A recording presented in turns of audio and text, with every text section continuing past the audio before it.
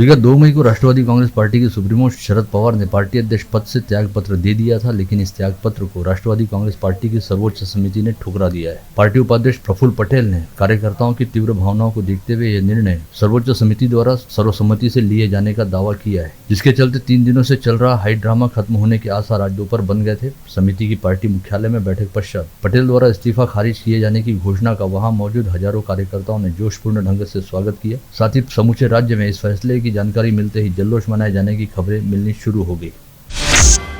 मुंबई में शुरू राकापा की बैठक में तय किया गया कि शरद पवार ही राकापा के अध्यक्ष बने रहें। यह प्रस्ताव पारित किया गया है और इस प्रस्ताव को सर्वसम्मति से मंजूर किया गया।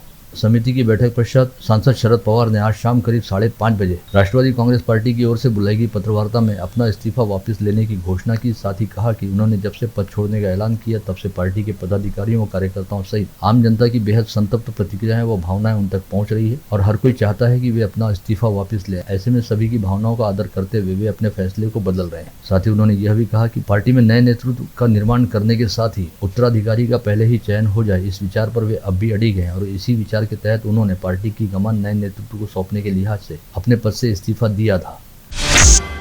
अंतर्राष्ट्रीय स्तर पर ख्याति प्राप्त कथा प्रवक्ता प्रदीप मिश्रा सीहोर वाले की शिव महापुराण कथा का आयोजन आज से अकोला वाशिम मार्ग स्थित महेशपुर में शुरू हो गया। इस कथा के पहले ही दिन महेशपुर में बनाए गए विशालकाय कथा स्थल पर लाखों भाविक श्रद्धालुओं की भीड़ उमड़ी और सभी शिव भक्तों ने सुबह 8 से 11 बजे के दौरान आयोजित शिव कथा में हिस्सा लिया। आज सुबह महेशपुर में शिव भक्ति का सैलाब दिखाई दिया, जहाँ पर केवल विदर्भ व महाराष्ट्र से ही नहीं बल्कि देश के कोने कोने से लाखों की संख्या में श्रद्धालु पहुंचे।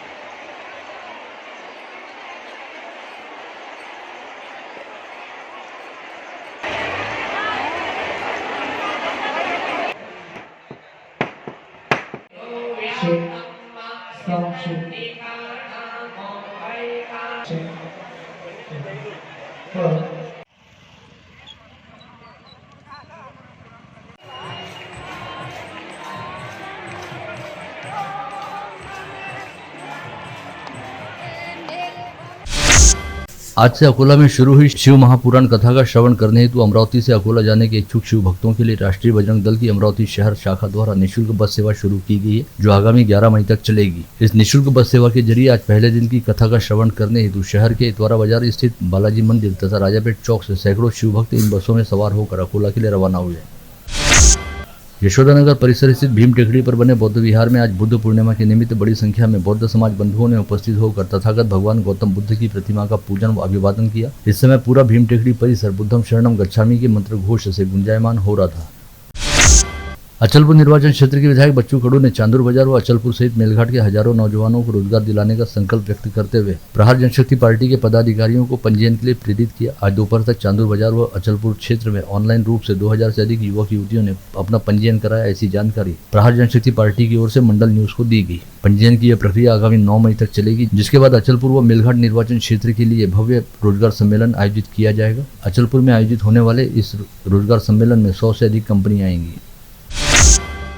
हाल ही में हुए चांदूर बाजार फसल मंडी के चुनाव में पूर्व राज्य मंत्री व विधायक बच्चू कडू के नेतृत्व वाले पैनल ने एक तरफा जीत हासिल की और सभी 18 सीटों पर पैनल को जीत मिली। ऐसे में अब फसल मंडी का चुनाव निपट जाने और सभी 18 संचालक एक ही पैनल के रहने की वजह से सभी की निगाहें इस ओर लगी हुई हैं कि क्या मंडी सभापति व उपसभापति का चयन सभी 18 संचालकों की आम सहमति से होता है या फिर इन दोनों पदों के लिए चुनाव करवाने पड़ते हैं। उत्सुकता इस बात को लेकर भी चल रही है कि खुद पैनल के नेता व विधायक बच्चू कडू द्वारा उपसभापति व सभापति पद के लिए किन दो नामों पर अपनी अंतिम मुहर लगाई जाती है। सूत्रों के मुताबिक सभापति पद के लिए सतीश मोहोड व नंदू वासनकर तथा उपसभापति पद के लिए अश्विन भेटालू व मंगेश देशमुख के नाम चर्चा में बताए जा रहे हैं।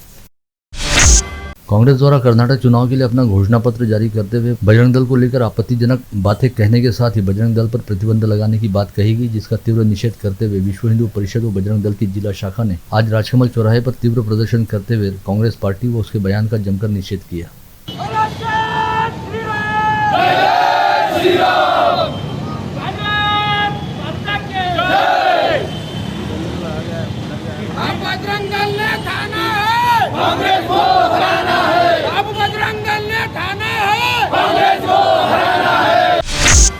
भारतीय कम्युनिस्ट पार्टी ने कोंकण में साकार होने जा रहे ग्रीन रिफाइनरी को रद्द करने की मांग करते हुए आज कलेक्ट्रेट के सामने जोरदार प्रदर्शन किया। साथ ही जिलाधीश के जरिए राज्य व केंद्र सरकार के नाम निवेदन भी सौंपा गया। आगामी रविवार 14 मई की दोपहर 4 बजे गांधी चौक से अरविंद चौक तक निकाली जाने वाली गौवंश संरक्षण यात्रा के कार्यालय का शुभारंभ बीती शाम स्थानीय राजकमल चौराहे पर वामनहरी पेठे ज्वेलर्स के पास किया गया। इस समय कई संतों की उपस्थिति रही। प्रतिवर्ष बुद्ध पूर्णिमा की रात मेलघाट के घने जंगलों में अलग अलग स्थानों पर बनी मचानों पर पूरी रात व्याघ्र प्रकल्प के कर्मचारी व वन्यजीव प्रेमी मौजूद रहकर आसपास दिखाई देने वाले वन्य जीवों पर नजर रखते हैं। इसी के तहत आज 5 मई को बुद्ध पूर्णिमा रहने के चलते मेलघाट में करीब 154 मचानों से जंगल परिसर में नजर रखते हुए वन्यजीव गणना की जाएगी, जिससे संबंधित आंकड़े आगामी 15 मई को जारी किए जाएंगे।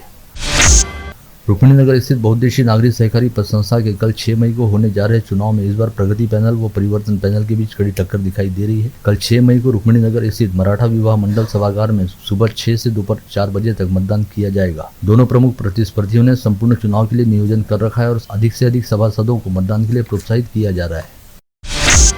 लोकसभा, विधानसभा व स्थानीय स्वायत्त संस्थाओं के आगामी चुनाव की तैयारी निर्वाचन आयोग द्वारा शुरू कर दी गई है, जिसके तहत मतदाता सूची को अपडेट करने के साथ ही एक्यूरेट करने का प्रयास भी किया जा रहा है। इसके लिए वर्ष 2023 की मतदाता सूची में नाम शामिल रहने वाले 80 वर्ष से अधिक आयु गुट के मतदाताओं का विशेष तौर पर सर्वेक्षण किया जा रहा है। पता चला है कि अमरावती जिले में 8 विधानसभा निर्वाचन क्षेत्रों में 100 वर्ष से अधिक आयु वाले 1667 मतदाताओं के नाम मतदाता सूची में दर्ज हैं।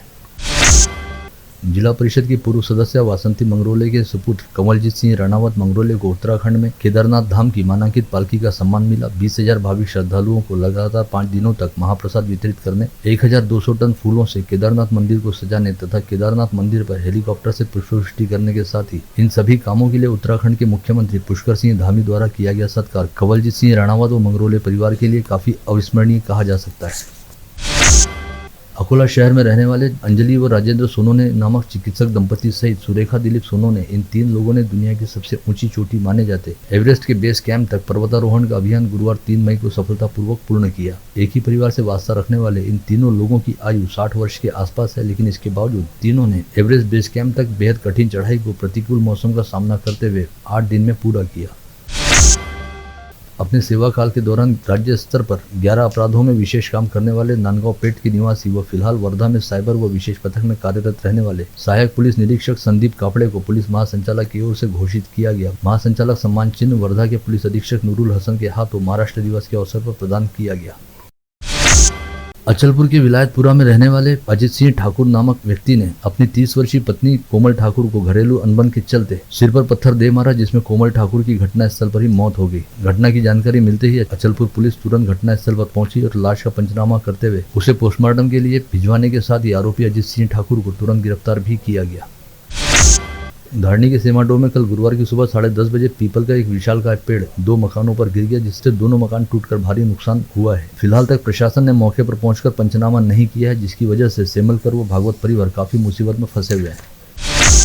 चांदुरेले तहसील के सोनारा बुजुर्ग में रहने वाली महिला किसान ने खेत में फसल न होने के कारण परेशान होकर जहर गटक कर आत्महत्या कर ली। आत्महत्या करने वाली महिला किसान का नाम रजनी गावंडे बताया गया है। धामनगढ़ रेलवे से यवतमाल बाईपास रोड पर विवाह समारोह का कार्यक्रम निपटाकर गांव लौट रहे बैंड पथक का बोलेरो वाहन पलटी खा गया। इस हादसे में 5 बैंड कलाकार गंभीर रूप से घायल हुए। चांदू रेलवे के घुईखेड़ रेलवे क्रॉसिंग पर रेलवे फाटक बंद रहते समय जल्दबाजी दिखाना एक व्यक्ति के लिए काफी भारी पड़ गया और इस मोटरसाइकिल सवार की रेलगाड़ी की चपेट में आने के कारण मौत हो गई। मृतक की शिनाख्त राजेश पोटगले के तौर पर हुई है, वहीं उसका परिवार बाल बाल बच गया। धामनगढ़ रेलवे के धवनेवाड़ी में रहने वाली शीला भिसेकर अपनी भतीजी के विवाह में शामिल होने हेतु 4 दिन के लिए परिवार के साथ नागपुर गई थी। इस बात का फायदा उठाते हुए अज्ञात चोर ने घर में घुसकर 1.5 लाख रुपए के माल पर हाथ साफ कर दिया। दत्तापुर पुलिस मामले की जांच कर रही है। लालखड़ी चौक में एक फर्जी डॉक्टर द्वारा अस्पताल चलाया जा रहा है, ऐसी जानकारी मिलने पर अन्न व औषधि प्रशासन द्वारा मामले की जांच की गई, जिसके बाद यह तथ्य उजागर हुआ कि सैयद इमरान नामक फर्जी डॉक्टर नकली सर्टिफिकेट लगाकर बड़े धड़ल्ले के साथ खुद को BAMS डॉक्टर बताकर लोगों का इलाज कर रहा था। इस फर्जी डॉक्टर के खिलाफ कार्रवाई की प्रक्रिया शुरू की गई है। बडनेरा पुलिस थाना क्षेत्र के चमन नगर परिसर से 4 पहिया वाहन में विदेशी शराब की तस्करी की जा रही है। ऐसी जानकारी मिलने पर बडनेरा पुलिस के दल ने साई नगर के आशीष जायसवाल नामक शराब तस्कर को धर दबोचा, जिसके पास से 232 बोतल अलग अलग कंपनियों की विदेशी शराब का जखीरा पकड़ा गया। मोर्शी के शिवाजी हाई स्कूल के पास रामदास धांडे नामक व्यक्ति को रोककर एक अज्ञात व्यक्ति ने खुद को पुलिस कर्मचारी बताया और उसकी थैली की तलाशी ली। इसी दौरान हाथ की उंगली में पहनी 20,000 रुपए मूल्य की 6 ग्राम की सोने की अंगूठी निकालकर कागज में बांध कर दी और मोटरसाइकिल से निकल गया। वृद्ध ने जब कागज की पुड़िया खोलकर देखा तो उसमें अंगूठी नहीं थी। मोर्शी पुलिस मामले की जाँच कर रही है। राहटगांव 7 बंगला के पास कंचन विहार में रहने वाले प्रवीण बख्शी ने फेसबुक पर विज्ञापन देखने के बाद एक व्यक्ति से संपर्क साधा, जिसने तहसील के रॉ मटेरियल खरीदने का बहाना बताकर प्रवीण बख्शी को 3,18,000 रुपए का ऑनलाइन चूना लगाया। साइबर पुलिस मामले की जांच कर रही है। एक तरफा प्यार में रोड रोमियो युवती को इम्प्रेस करने के लिए कार लेकर अमरावती से अंजनगांव सुरजी पहुंचा, लेकिन लड़की ने बात करने से मना करते हुए होमगार्ड की सहायता से उसे गिरफ्तार कर दिया। ऐसे में प्रेमिका से मिलने पहुंचे प्रेमी आकाश वानखड़े को पूरी रात अंजनगांव के पुलिस लॉकअप में बिताना पड़ा। मूर्तियापुर के एक पुलिस कर्मचारी के साथ रहने वाले प्रेम संबंध समाप्त होने के कारण एक महिला ने उस पुलिस कर्मचारी के खिलाफ कार्रवाई करने के लिए मूर्तियापुर पुलिस थाने में शिकायत दी थी और जब उसे पुलिस थाने में बुलाया गया तो थाने में आने की बजाय उस महिला ने जहर गटक कर आत्महत्या करने का प्रयास करते हुए तो वह 40 वर्षीय महिला जहर गटक कर पुलिस थाने पहुंची। ऐसे में उसकी बिगड़ती स्थिति देख पुलिस ने उसे तत्काल अस्पताल में भर्ती कराया। वाशिम जिले के मेडसी गांव में घरेलू विवाद पर रत्नदीप तायड़े ने अपने चाचा धर्माजी तायड़े पर कुल्हाड़ी से वार करते हुए उसे मौत के घाट उतार दिया। पुलिस ने रत्नदीप तायड़े को गिरफ्तार किया है। यवतमाल जिले की नेर तहसील के कामनदेव गांव में विवाह समारोह जारी रहने के दौरान मधुमक्खी की झुंड द्वारा अचानक हमला किए जाने से विवाह पार्टी में शामिल 33 मेहमान जख्मी हो गए, जिसमें से 8 लोगों को स्थिति गंभीर रहने के चलते अस्पताल में दाखिल करना पड़ा। मधुमक्खियों द्वारा किए गए हमले की वजह से विवाह समारोह के दौरान जमकर भागम भाग मची। हिंगोली से पास ही अखाड़ा बालापुर से कलमनुरी मार्ग पर मालेगांव परिसर में तेज रफ्तार ऑटो ने एसटी बस को पीछे से जोरदार टक्कर मारी। इस हादसे के चलते ऑटो में सवार 8 लोग बुरी तरह से घायल हो गए, जिसमें से 3 लोगों की स्थिति गंभीर बताई जाती है। यह हादसा आज सुबह 11:30 बजे के आसपास घटित हुआ। आप देख रहे थे मंडल न्यूज बुलेटिन। हमारे चैनल को लाइक करें, शेयर करें और हाँ, सब्सक्राइब करना ना भूलें। कल होगी आपसे फिर मुलाकात, तब तक के लिए धन्यवाद।